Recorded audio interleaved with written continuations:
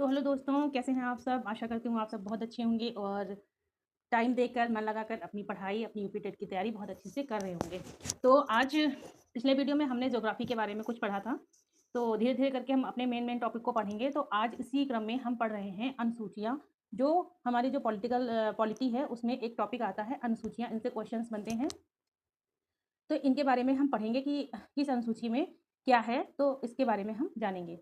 तो अनुसूची के बारे में पढ़ने से पहले देखिएगा कि पहले जो हमारा मूल संविधान था, उसमें कितनी अनुसूचियाँ थीं। तो हमारे मूल संविधान में 8 अनुसूचियाँ थीं, लेकिन समय-समय पर परिस्थितियों के अनुसार कुछ परिवर्तन होते रहे और संशोधन के साथ हमारे वर्तमान में जो अनुसूचियाँ हैं, वो 12 अनुसूचियाँ हैं। तो प्रेज़ेंट टाइम में कितनी अनुसूचियाँ हैं? 12 अनुसूचियाँ हैं। और क्वेश्चन पूछे मूल संविधान में कितनी अनुसूचियाँ थीं? तो 8 अनुसूचियाँ थीं। तो एक-एक करके इन हम 12 अनुसूचियों के बारे में पढ़ लेते हैं। जैसे प्रथम अनुसूची है, इसमें क्या बताया गया है? तो प्रथम अनुसूची में भारत और उसके संघ और राज्य क्षेत्र दोनों के बारे में बताया गया है। तो भारत कैसे बना है? तो भारत राज्य और केंद्र शासित जो हमारे राज्य होते हैं, उनसे बना है। तो इनके बारे में ही प्रथम अनुसूची में बताया गया है। जैसे हमारे जो राज्य हैं, वो 28 हैं और केंद्र शासित प्रदेश हमारे 8 हैं। तो हम इन 28 राज्यों और 8 केंद्र शासित क्षेत्र जो हमारे हैं, इनके बारे में हमें कहाँ पे पता चलता है? तो ये प्रथम अनुसूची हमें बताती है। भारत और उसके संघ और राज्य क्षेत्र के बारे में हमें प्रथम अनुसूची बताती है। दूसरी अनुसूची हमारी क्या कहती है? कि भारत में सभी पदाधिकारियों को प्रदान की जाने वाली वेतन भत्तों का वर्णन व पेंशन का भी वर्णन दूसरी अनुसूची में किया जाता है। तो दूसरी अनुसूची में जो हमारे पदाधिकारी होते हैं, उनके वेतन भत्ते और जो उनको पेंशन दी जाएगी, उसके बारे में संपूर्ण जानकारी हमें कहाँ मिलती है? दूसरी अनुसूची में मिलती है। तीसरी अनुसूची में क्या बताया गया है? वेतन और पेंशन के बाद में आती है बात शपथ की, ठीक है?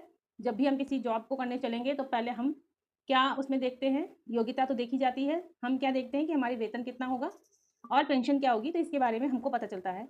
फिर उस चीज़ की शपथ ली जाती है, उस कार्य को करने के लिए शपथ ली जाती है। तो तीसरी अनुसूची में हमारी सभी पदाधिकारियों का शपथ प्रारूप का वर्णन है। जितने भी हमारे पदाधिकारी होते हैं, उनके जो शपथ का प्रारूप होता है, उसका वर्णन हमें कहाँ मिलता है? तीसरी अनुसूची में मिलता है। उपपदाधिकारी हैं जैसे, जिनकी शपथ का वर्णन तीसरी अनुसूची में नहीं है। 3 ऐसे हमारे पदाधिकारी हैं, जिनकी शपथ का वर्णन जो अनुसूची 3 है, उसमें नहीं है। वो तीसरी अनुसूची के अंतर्गत शपथ नहीं लेते हैं। तो वो कौन है? तो अनुच्छेद 60 में हमारा क्या आता है? भारत के राष्ट्रपति के शपथ का वर्णन है और अनुच्छेद 69 यानी 69 में उपराष्ट्रपति के शपथ का वर्णन है और 159 में राज्यपाल के शपथ का वर्णन है, जो तीसरी अनुसूची के अनुसार शपथ नहीं लेते हैं, बल्कि इन अनुच्छेदों के अनुसार अपना शपथ लेते हैं। 60, 69 और 159 कौन? राष्ट्रपति, उपराष्ट्रपति और राज्यपाल। ये तीनों तीसरी अनुसूची में शपथ नहीं लेते। ये अनुच्छेद 60 में राष्ट्रपति, 69 में उपराष्ट्रपति और 59 में 159 में राज्यपाल के शपथ का वर्णन दिया गया है। तो याद रखना है, तीसरी अनुसूची में शपथ का वर्णन है, लेकिन 3 पदाधिकारी तीसरी अनुसूची और 3 पदाधिकारी ऐसे हैं जो हमारी तीसरी अनुसूची है, उसके अनुसार शपथ नहीं लेते हैं, बल्कि अलग-अलग अनुच्छेदों में उनके शपथ का वर्णन किया गया है। फिर हम संबंध जान लेते हैं। तो चौथी अनुसूची में क्या दिया गया है? राज्य और केंद्र शासित प्रदेशों में राज्यसभा में स्थानों का आवंटन, राज्यसभा की सीटों का आवंटन किसमें दिया गया है? चौथी अनुसूची में दिया गया है।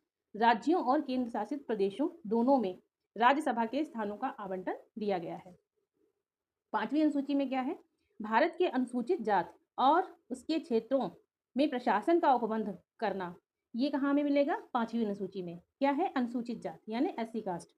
तो इनको हमें कहाँ मिलेगा? इनके अनुसूचित जात के जो प्रशासन का जो उपबंध है, वो कहाँ पर है? 5वीं अनुसूची में है। छठी अनुसूची में देख लेते हैं। असम, मेघालय, त्रिपुरा, मिजोरम। 4 राज्यों को आपको याद रखना है। असम, मेघालय, त्रिपुरा, मिजोरम। इनमें पाए जाने वाले जो अनुसूचित जाति होते हैं, उनके क्षेत्रों के प्रशासन का वर्णन हमें छठी अनुसूची में बताया गया है। तो 5वीं अनुसूची में किन अनुसूचित जातियों का वर्णन नहीं है? तो आप ध्यान रखेंगे, असम, मेघालय, त्रिपुरा, मिजोरम। ये 4 जो स्टेट हैं, इनको अलग किया गया है। इनमें जो अनुसूचित जाति पाई जाती है, उनके क्षेत्रों के प्रशासन का वर्णन हमें छठी अनुसूची में मिलता है, ना कि 5वीं अनुसूची में मिलता है। 7वीं अनुसूची में क्या है? देख लेते हैं। तो केंद्र और राज्यों के बीच विषयों का बंटवारा। तो जैसे हमने पढ़ा है, हमारे पास सूचियाँ होती हैं, तो उनका हम बंटवारा कहाँ पर देखते हैं? तो केंद्र और राज्यों को कौन-कौन सी शक्ति अलग-अलग दी जाएगी, किसमें सिर्फ राज्यों का अधिकार होगा, किस पर सिर्फ केंद्र कानून बनाएगा, किस विषय पर दोनों लोग कानून बनाएंगे। इन सब चीज़ों का वर्णन हमें 7वीं अनुसूची में मिलता है। तो आगे हम देखते हैं। अब इन विषयों में हम जान लेते हैं। जैसे हमको सबको पता है सूचियाँ कितनी होती हैं, 3, संघ सूची, राज्य सूची और समवर्ती सूची। तीनों के बारे में हमको जानना है। तो संघ सूची, ये हमारी है संघ सूची, और राज्य सूची और हमारी समवर्ती सूची। तो इसमें क्या क्या कानून होते हैं, कौन कौन विषय होते हैं? जो संघ सूची होती है, इनमें जो विषय होते हैं उन पर कानून कौन बनाता है? उन पर कानून बनाता है केंद्र सरकार। ठीक है, तो संघ सूची में वो सारे विषय होते हैं जिन पर सिर्फ और सिर्फ केंद्र सरकार कानून बनाती है। जैसे जनगणना जो अभी चल रही है, बैंक, रेलवे, विदेश मामले और जो राष्ट्रीय महत्व के विषय होते हैं। फिर से देखिएगा संघ सूची में कौन कौन से विषय आते हैं जिन पर सिर्फ केंद्र सरकार कानून बनाती है, वो संघ सूची के अंतर्गत आते हैं। जैसे जनगणना, बैंक, रेलवे, विदेश मामले और जो भी राष्ट्रीय हित के जो महत्व के विषय होते हैं उन पर केंद्र सरकार कानून बनाती है और वो संघ सूची में आते हैं। अगली बात कर लेते हैं राज्य सूची की। तो राज्य सूची का मतलब समझ रहे, स्टेट लिस्ट। इसमें क्या होता है कि राज्य सरकार कानून बनाती है और इनमें जो होते हैं केवल क्षेत्रीय महत्व के मामले होते हैं जो हमारे क्षेत्रों में सम्मिलित होते हैं। जैसे पुलिस है हमारा, और भी जैसे स्वास्थ्य है तो पुलिस है, और पंचायत है। इन पे सब पे कानून कौन बनाएगा? तो इन पे सब पे कानून जो हमारे क्षेत्रीय महत्व के विषय होते हैं इन पर कानून हमारे बनाती है राज्य, जो उनके अधिकार क्षेत्र में होता है, जो वो समझ सकते हैं कि हाँ ये हमारे अधिकार क्षेत्र में है और इस विषय पर हमें कानून बनाना चाहिए, तो वो इस पे कानून बनाते हैं। समवर्ती सूची, समवर्ती सूची में क्या होता है? तो इसमें दोनों सरकारें कानून बनाती हैं, लेकिन विषय समान होने पर, जैसे कोई टॉपिक समान है और उस पर विवाद हो जाता है, तो बनाए गए कानून, जो केंद्र के बनाए गए कानून होते हैं वो प्रभावी होते हैं और राज्य सरकार के जो बनाए गए कानून होते हैं वो स्वतः ही समाप्त हो जाते हैं। कि माना किसी एक चीज़ पे बनाना है हमें कानून, कोई एक ऐसा पॉइंट है जिस पे हमें कानून बनाना है, तो उस पर अगर राज्य सरकार कानून बनाती है और केंद्र सरकार कानून बनाती है, दोनों में विवाद हो जाता है, तो मान्यता किसकी रहेगी? मान्यता केंद्र सरकार की रहेगी। अब आगे बात कर लेते हैं 8वीं अनुसूची में। 8वीं अनुसूची में क्या है? भाषा। 8वीं अनुसूची में भाषा है। तो मूल संविधान जो था उसमें कुल 14 भाषाएं थीं। समय समय पर संशोधन हुआ और इनमें भाषाएं जोड़ी गईं। संशोधनों के साथ में भाषाएं हमारी जोड़ी गईं। तो 8वीं अनुसूची में भाषा है और मूल संविधान में कितनी भाषाएं थीं? मूल संविधान में याद रखना है 14 भाषाएं थीं। जैसे पहला हमारा संशोधन जो हुआ वो 21वां संविधान संशोधन 1967 में हुआ था। पहला ही संविधान संशोधन आपको याद रखना है। जो हमारी भाषाएं हैं उनसे संबंधित पहला जो 21वां संविधान संशोधन हुआ 1967 में, उसमें क्या किया गया? सिंधी भाषा को 15वीं भाषा के रूप में शामिल किया गया और यह पहली भाषा है जो संशोधन द्वारा 8वीं अनुसूची में शामिल की गई। आपसे प्रश्न ये पूछेगा कि किस भाषा को सर्वप्रथम संशोधन करके 8वीं अनुसूची में शामिल किया गया और वो किस नंबर की थी, कौन सी भाषा थी? तो आपको बताना है। जैसा कि 14 मूल भाषाएं हमारी मूल संविधान में थी, तो सिंधी को जोड़ा गया 21वां जो संविधान संशोधन करके 1967 में सिंधी भाषा को 15वीं भाषा के रूप में 8वीं अनुसूची में शामिल किया गया। तो आपको ऐसे याद रखना है। अगला जो संविधान संशोधन हुआ वो 71, देखिएगा 71वां संविधान संशोधन 1992 में हुआ, 21वां 1967 में हुआ, 15वीं भाषा सिंधी भाषा जोड़ी गई और 71वां संविधान संशोधन 1992 में हुआ। इसमें 3 भाषाएं जोड़ी गई। ठीक है, 3 भाषाएं जोड़ी गई। इनका क्रम देखिएगा और कौन कौन सी ये भी देखिएगा। कोकड़ी 16वें नंबर पे, मणिपुरी 17वें नंबर पे, नेपाली 18वें नंबर पे। 3 भाषाएं 71वां संविधान संशोधन द्वारा 1992 में 3 भाषाएं जोड़ी गई, कोकड़ी, मणिपुरी, नेपाली।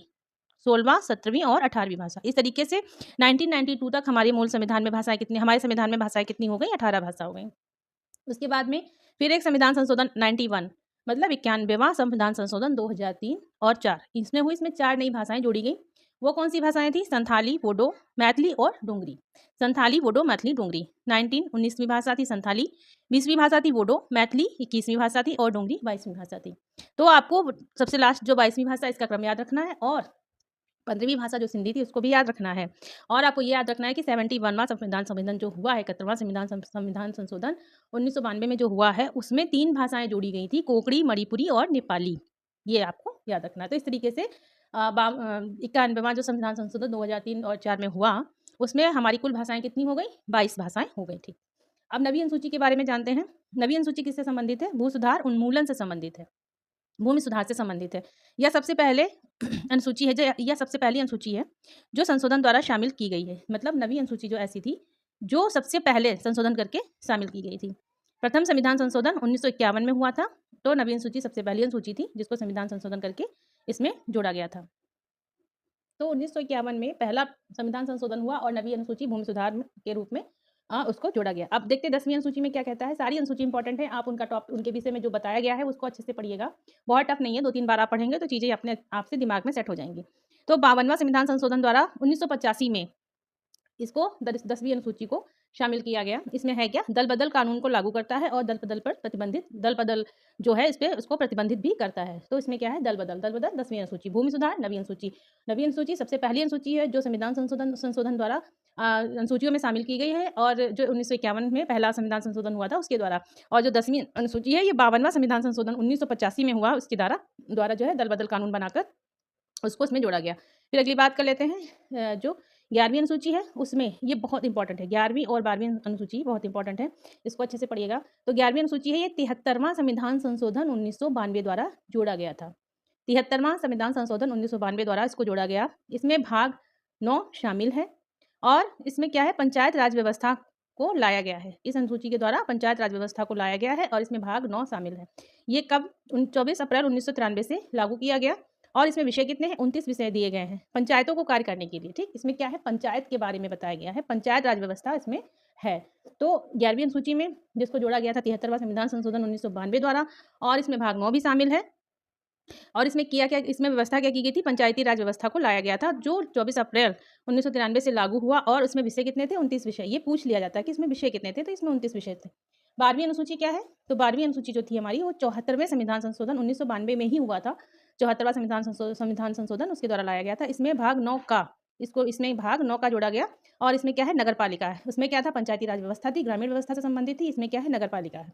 ये कब आया, तो ये 1 जून 1993 से लागू किया गया। और इसमें विषय कितने थे, इसमें 18 विषय दिए गए हैं जो नगर पालिका को कार्य करने के लिए दिए गए थे। ठीक है, 29 विषय दिए गए थे ग्रामीणों में कार्य करने के लिए, पंचायती व्यवस्था को, और 18 विषय दिए गए थे नगर पालिका को कार्य करने के लिए। तो इस तरीके से हमारी 12 अनुसूची कंप्लीट होती हैं। तो आप इनको रिवाइज करिएगा, 1-2 बार 3 बार आप पढ़ेंगे, ये चीज़ें आपको खुद से याद हो जाएंगी। आपको संविधान संशोधन याद करना है, अच्छे से समझना है कि किस संविधान संशोधन के द्वारा कौन सी अनुसूची जोड़ी गई थी और उसमें क्या विषय है, क्या उसमें सब्जेक्ट क्या है। तो इस तरीके से आप अपनी सारी अनुसूचियों को तैयार कर सकते हैं ईजी वे में। और बस इसी के साथ में आप नए वीडियो में मिलते हैं हम किसी नए एक टॉपिक के साथ में, इंपॉर्टेंट टॉपिक के साथ में, क्योंकि परीक्षा अब नज़दीक है तो हम लोगों को कुछ जो इंपॉर्टेंट जहाँ से क्वेश्चंस बनते हैं ज़्यादातर उनको पढ़ लेना है पहले से। तो अब कल के वीडियो में फिर हम लोग मिलते हैं अगली किसी टॉपिक के साथ में, तब तक के लिए राधे राधे।